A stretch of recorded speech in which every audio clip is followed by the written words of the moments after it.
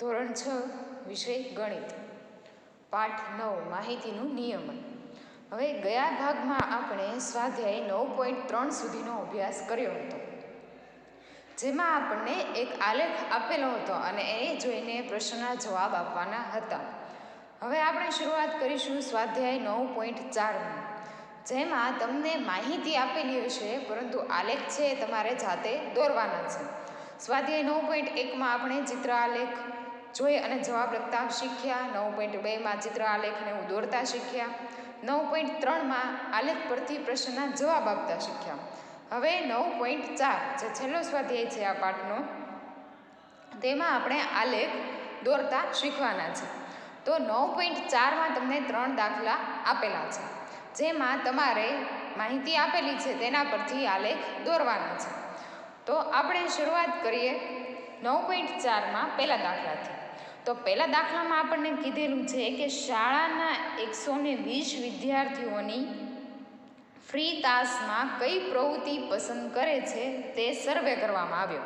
ભાઈ, જે એક શાળા હતી એમાં કેટલા 120 વિદ્યાર્થી હતા, એમાંથી કયા વિદ્યાર્થીને ફ્રી તાસમાં એટલે કે ફ્રી પીરિયડ હોય જ્યારે ત્યારે કઈ પ્રવૃત્તિ વધારે ગમે છે તેની સર્વે કરવામાં આવ્યો. એટલે વિદ્યાર્થીને પૂછીને લખવામાં આવ્યું કે કયા વિદ્યાર્થીને કેટલા વિદ્યાર્થીને આ પ્રવૃત્તિ પસંદ છે, કેટલા વિદ્યાર્થીને આ પ્રવૃત્તિ પસંદ છે એમ. તો હવે પેલું છે રમવું. તો 45 જણા છે એને રમવાનું ગમતું હતું. પછી વાર્તાની ચોપડી વાંચવી, એમાં 30 વિદ્યાર્થીને પસંદ હતું. ટીવી જોવું તો 20ને, સંગીત સાંભળવું 10ને અને ચિત્ર દોરવું 15 વિદ્યાર્થીને. તો આ આપણને વિદ્યાર્થીની સંખ્યા આપેલી છે, તેના પરથી આપણે ગ્રાફ દોરશું. તો ગ્રાફ દોરવા માટે પહેલું એ ધ્યાન રાખવાનું છે કે આપણે 2 અક્ષ દોરવાના છે. એક ઊભી જે લાઈન આવશે એને વાય અક્ષ નામ આપવાનું છે, અને જે આડી હરોળ આવશે એને એક્સ અક્ષ.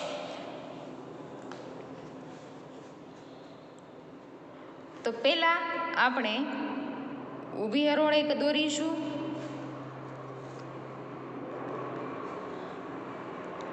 છેક લગી ન દોરો તો પણ ચાલે.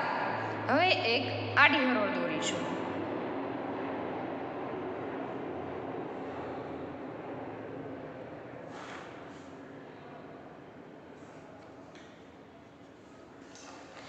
હવે આ બંને જ્યાં ભેગી થાય છે અને જે આ ખૂણો બને છે ત્યાં ઓ લખશું. આડી હરોળમાં નામ આપવાનું એક્સ અક્ષ, અને જે ઊભી છે તેમાં વાય અક્ષ.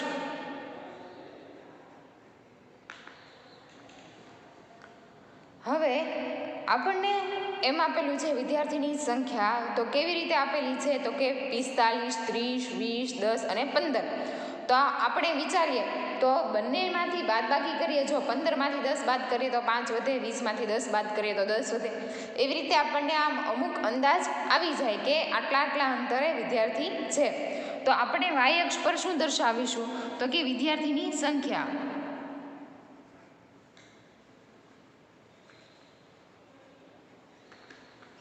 વાય અક્ષ પર આપણે દર્શાવીશું વિદ્યાર્થીની સંખ્યા. જ્યારે પ્રવૃત્તિ છે એ ક્યાં લખશું? તો કે નીચેની બાજુ એક્સ અક્ષ પર. તો પહેલી પ્રવૃત્તિ છે રમવું, બીજી પ્રવૃત્તિ છે વાર્તાની ચોપડી વાંચવી,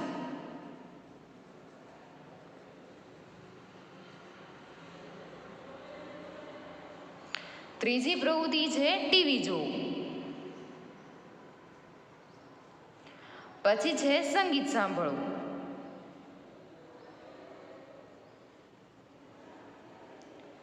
પછી છેલ્લી પ્રવૃત્તિ છે ચિત્ર દોરવું.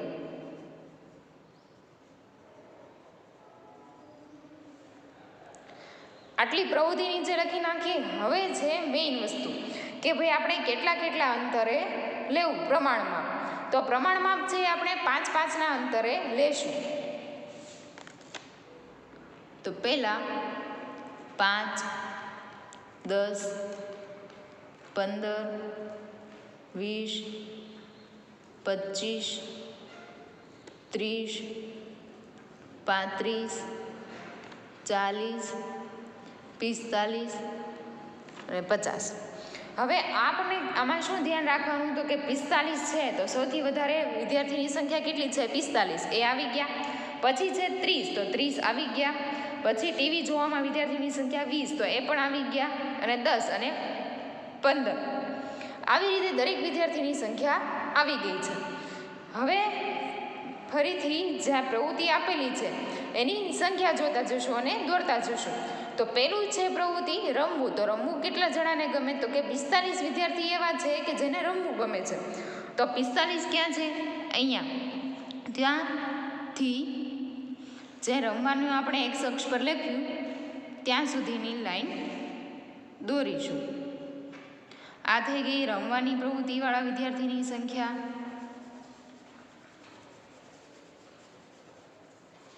હવે છે વાર્તાની ચોપડી વાંચવી. તો વાર્તાની ચોપડી વાંચવી કેટલા વિદ્યાર્થીને ગમે છે? તો કે 30 વિદ્યાર્થીને.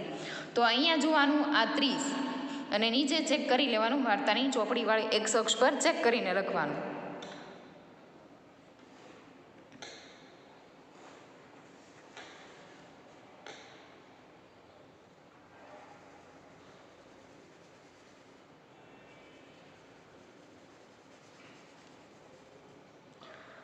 ત્રીજી પ્રવૃત્તિ છે ટીવી જોવું. તો ટીવી કેટલા વિદ્યાર્થીને ગમે છે? તો કે 20 વિદ્યાર્થીને. તો આપણે વાય અક્ષ પરથી જોઈશું 20 અહીંયા છે અને નીચે એક્સ અક્ષ પર ચેક કરી લેશું.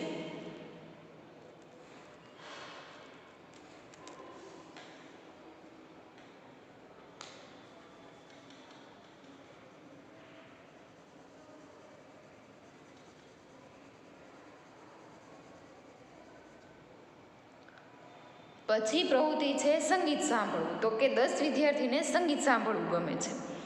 તો 10 અહીંયા છે, અહીંયાથી અહીંયા સુધીનું ઠીક કરી લેશું.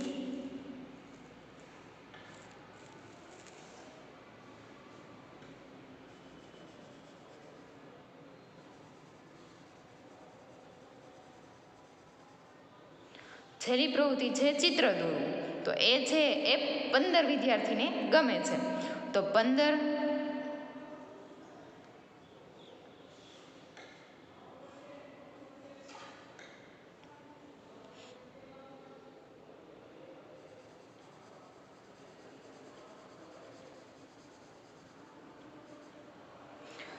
હવે પ્રમાણમાપ લખવાનું છે. તો પ્રમાણમાપ કઈ રીતે લખીશું? તો આપણે વાય અક્ષ પર શું લીધું? 5, 10, 15 એવી રીતે કેટલાનું? તો આમાં એમ ધ્યાન રાખવાનું 10માંથી 5 બાદ કરીએ તો 5 વધે, 20માંથી 15 બાદ કરીએ તો 5 વધે. જે હવે તફાવત મળ્યો એ શું થયું? આપણું પ્રમાણમાપ. આપણે કેટલું પ્રમાણમાપ લીધું છે? તો કે 5 વિદ્યાર્થી. એક એકમ બરાબર કેટલા લીધા વિદ્યાર્થી? તો કે 5. અહીંયા 5 વિદ્યાર્થી, 10, 15, 20 એવી રીતે આપણે વિદ્યાર્થી લીધા. તો આપણે પ્રમાણમાપ શું લખીશું? તો કે એક્સ વાય અક્ષ પર 1 સેમી બરાબર આપણે કેટલા વિદ્યાર્થી લીધા? તો કે 1 સેમી બરાબર 5 વિદ્યાર્થીઓ લીધા. હવે આપણે બીજો દાખલો જોઈશું. હવે આપણે બીજો દાખલો જોઈએ. બીજા દાખલામાં કીધું છે કે એક દુકાનદાર સળંગ 6 દિવસ દરમિયાન વેચેલ ગણિતની ચોપડીઓની માહિતી દર્શાવેલ છે. હવે એક દુકાનદાર છે એ આખા સળંગ 6 દિવસ જે ગણિતની ચોપડી છે એ વેચે છે.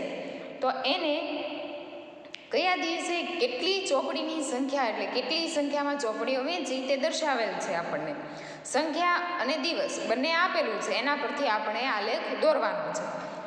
તો રવિવારે 65 ચોપડી, સોમવારે 40, મંગળવારે 30, બુધવારે 50, ગુરુવારે 20 અને શુક્રવારે 70. તો આ આપણને માહિતી આપેલી છે. તેના પરથી આપણે જે પહેલા દાખલામાં ગ્રાફ દોર્યો તેવી રીતે દોરીશું. પહેલા આપણે બંને અક્ષ દોરી લઈશું.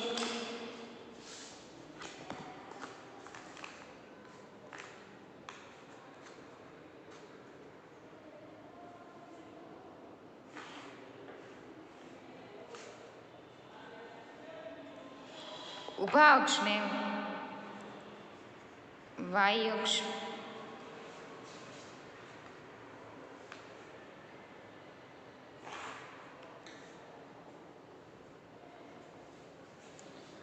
જ્યારે આડા અક્ષ છે એને એક્સ અક્ષ અને બંને મળે છે ત્યાં 0.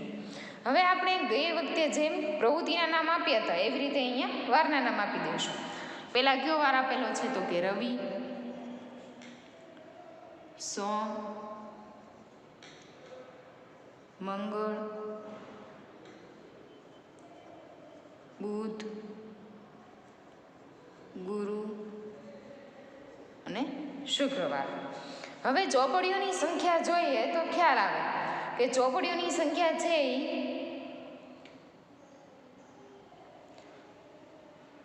40, 30, 50, 20, 70 અને 65 છે.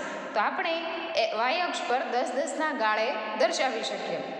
તો પહેલાં આપણે વાય અક્ષ પર દર્શાવીશું 10, 20, 30, 40, 50, 60, 70, 80,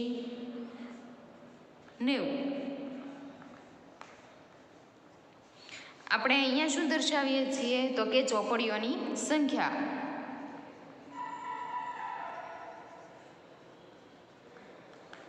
જ્યારે નીચે આપણે શું દર્શાવીએ છીએ દિવસ. હવે રવિવારે કેટલી ચોપડીઓ છે તો કે 65. હવે ધ્યાન એ રાખવાનું છે અહીંયા આપણે 60 દર્શાવેલા છે, 65 તો ક્યાંય છે નહીં. તો શું કરશું તો આ જે ઉપર તમારો જે ગ્રાફ પેપર છે એમાં 5 ખાના આપેલા હશે, ભાગ પડશે 5 ખાના પછી. તો અહીંયા 60 પછી શું આવશે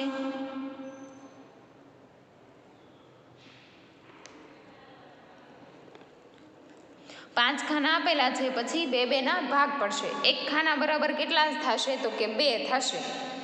એટલે આ 60 પછી 61, 62, 63, 64 ને 65. અહીંયા આવશે 65 બુક થશે, 65 ચોપડીઓ ત્યાં થશે. જે 1 ખાના બરાબર કેટલી ચોપડી થઈ જશે તેમાં 2. એકમ નથી, એકમ તો અલગ, એકમ પ્રમાણમાપ છે એમાં શું આવશે તો કે 1 એકમ લંબાઈ બરાબર આપણે 10 ચોપડી લીધી. એટલે આખું ખાનું છે એના બરાબર આપણે કેટલા લીધા તો કે 2 ચોપડીઓ થાય. આ નાનું જે તમને નાનું બોક્સ દેખાય છે, નાનું ખાનું, એની અંદર 1 ખાના બરાબર 2 ચોપડીઓ થશે.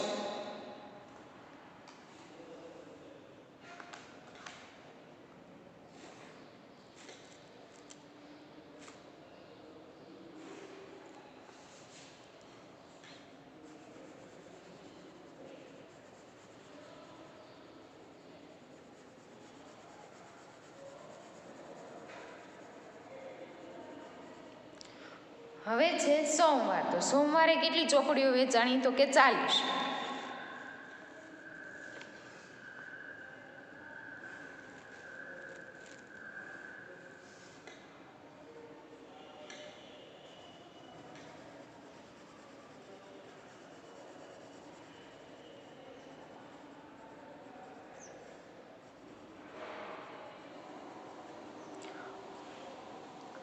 મંગળવારે 30 ચોપડીઓ વેચાણી.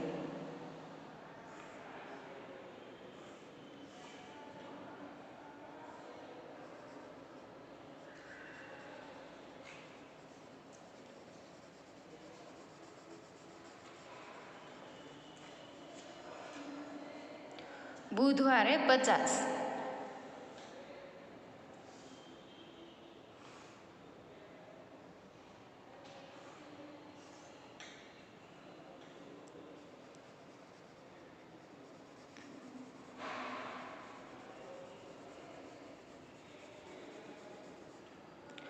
ગુરુવારે 20 ચોપડીઓ.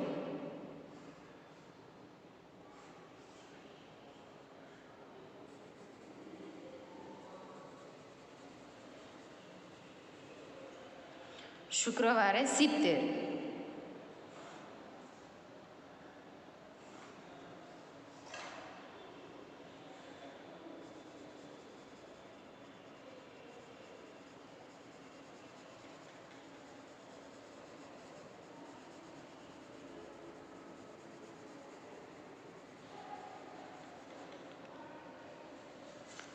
હવે પ્રમાણ માપ લખવાનું છે. પ્રમાણ માપની તમને જો જગ્યા આપેલી હોય ગ્રાફમાં તો બરાબર છે, નહીંતર આ ગ્રાફ પૂરો થાય આપણે અને ઉપર અહીંયા જે જગ્યા વધી હોય ત્યાં તમે લખી શકો. તો આપણે અહીંયા લખી નાખીએ પ્રમાણ માપ વાય અક્ષ પર આપણે 1 સેમી બરાબર કેટલી લીધી છે તો કે 10 ચોપડી.